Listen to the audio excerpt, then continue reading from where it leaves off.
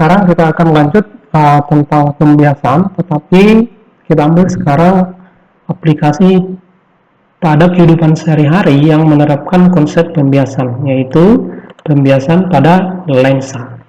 Nah, pembiasan pada lensa itu berbeda dengan pada cermin. Jadi kalau pada cermin itu yang terjadi adalah pemantulan, sedangkan pada lensa itu yang terjadi adalah pembiasan, meskipun sebenarnya pada lensa itu ada juga sinar yang dipantulkan. Tetapi sekarang yang di lensa ini yang kita ambil adalah sinar-sinar yang dibiaskan.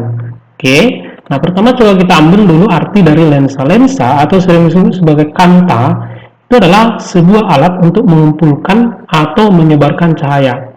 Biasanya dibentuk dari sepotong gelas yang dibentuk ya. Jadi lensa itu fungsinya untuk mengumpulkan atau menyebarkan cahaya ketika cahaya atau sinar ditembakkan pada lensa. Jadi berdasarkan definisi ini, berarti lensa itu bisa dibedakan menjadi dua. Ada yang fungsinya untuk mengumpul, ada juga fungsinya untuk menyebarkan. Oke, kita lihat jenis-jenis lensa. Yang pertama adalah lensa cembung.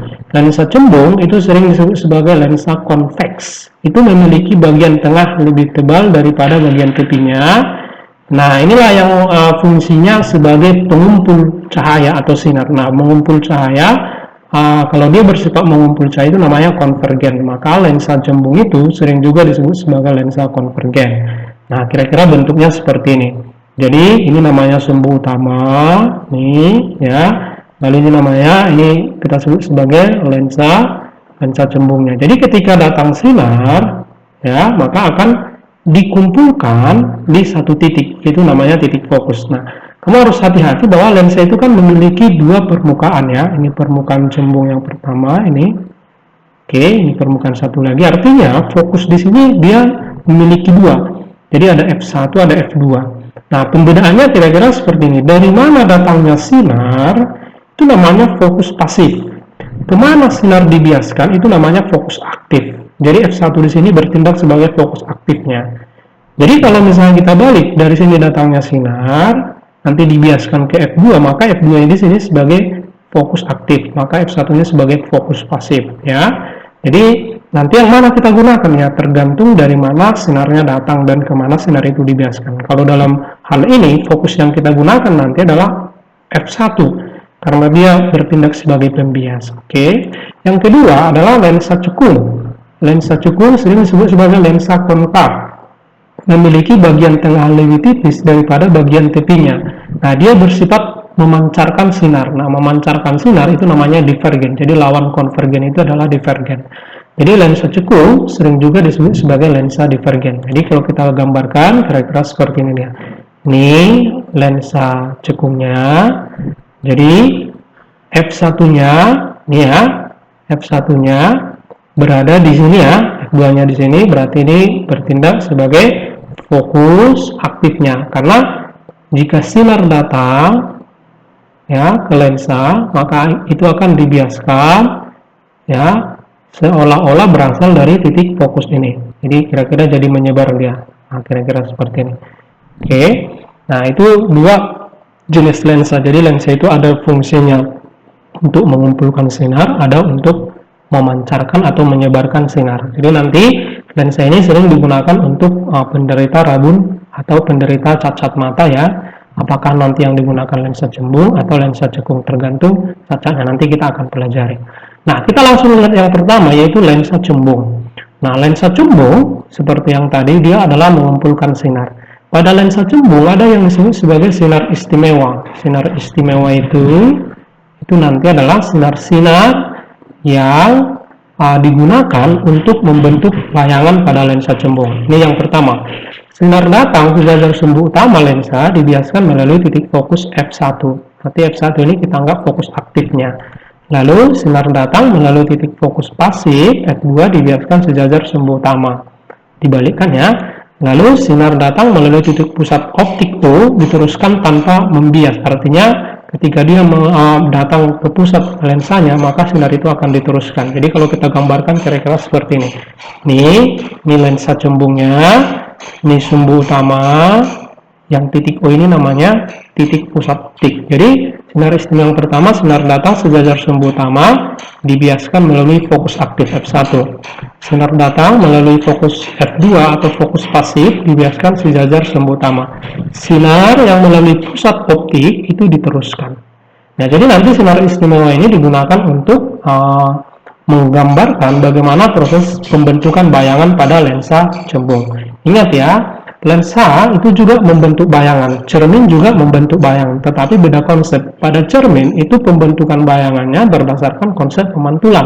Pada lensa, pembentukan bayangannya berdasarkan konsep pembiasan. Oke, nah coba bagaimana cara melukis pembentukan bayangan pada lensa cembung.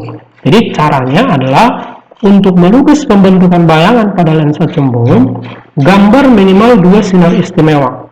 Minimal 2 sinar istimewa. Nanti perpotongan sinar biasnya itulah sebagai bayangan. Nah, jadi yang kita gambar itu sinar istimewa tadi, minimal 2. Nggak boleh 1. Kalau 3-3-nya digambar bisa? Bisa, terserah nanti. Oke, coba misalnya bendanya kita letakkan di antara F2 dan 2F2, artinya di antara fokus pasif F2 dan 2F2. Nah, coba. Misalnya ini adalah lensanya, lensa cembung. Oke, ini adalah fokus pasifnya. Ini 2F2. Lalu di sini fokus aktifnya F1. Ini 2F1. Jadi ini skalanya harus sama ya. Jadi kalau jaraknya ini ke sini 5 cm, ini ke sini juga harus 5 cm. Demikian juga nih, kalau ini ke sini 5 cm, ini juga harus 5 cm. Oke, jadi bendanya kita letakkan di antara F2 dan 2F2. Ini benda, ini titik pusat optiknya ya. Jadi benda kita letakkan di sini, ini bendanya. Nah, kita gambar minimal 2 sinar istimewa. Coba kita gambar sinar istimewa yang pertama. Sinar datang sejajar sumbu utama dibiaskan melalui titik fokus F1. Sinar istimewa yang kedua, sinar datang melalui fokus pasif F2 dibiaskan sejajar sumbu utama. Jadi perpotongan sinar biasnya ini di sini kalau kita buat inilah namanya bayangan. Maka sifat bayangannya gimana? Sifat bayangannya itu adalah nyata atau di belakang lensa. Nyata pasangannya selalu terbalik, sama ketika di cermin juga lalu diperbesar. Nah, hati-hati kalau di cermin nyata itu artinya di depan lensa. Di depan cermin kalau pada cermin ya. Kalau pada lensa nyata itu artinya posisinya di belakang. Kok bisa seperti itu? Karena di lensa itu yang terjadi pembiasan. Jadi nyata itu adalah sinar-sinar biasnya, yang kita panggilkan sinar-sinar biasnya. Jadi perbedaan antara nyata dan maya di cermin dan lensa. Kalau di cermin, nyata itu artinya di depan cermin. Kalau maya itu di belakang. Tapi kalau di lensa itu nyata di belakang posisinya, bayangannya. Tapi kalau maya itu nanti di depan. Itu aja perbedaannya ya. Nah, sekarang coba bendanya kita letakkan di antara titik pusat optiknya dengan F2. Nah, coba kita gambar lagi, ini lensanya. Ini F2, ini 2F2, ini F1, ini 2F1, ini pusat lensanya. Nah, bendanya kita letakkan di sini. Nih.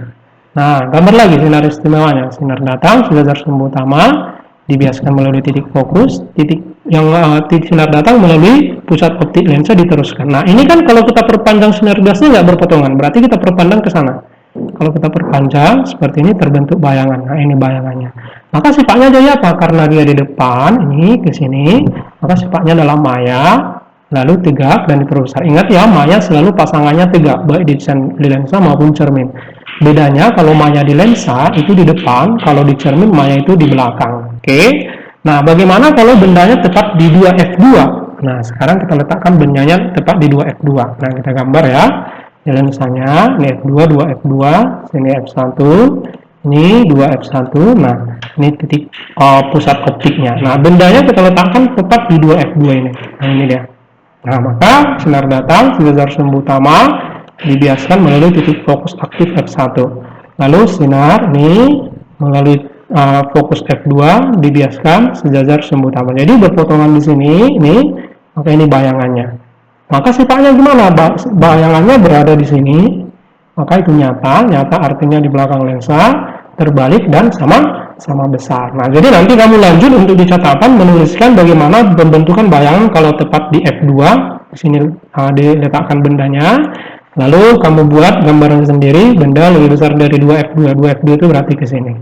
Jadi intinya, kalau benda itu sama posisinya dengan kalau bayangan itu sama posisinya dengan benda itu maya. Kalau berbeda itu artinya nyata. Oke, ini kamu buat di catatan lanjut 1 dan 2. Oke.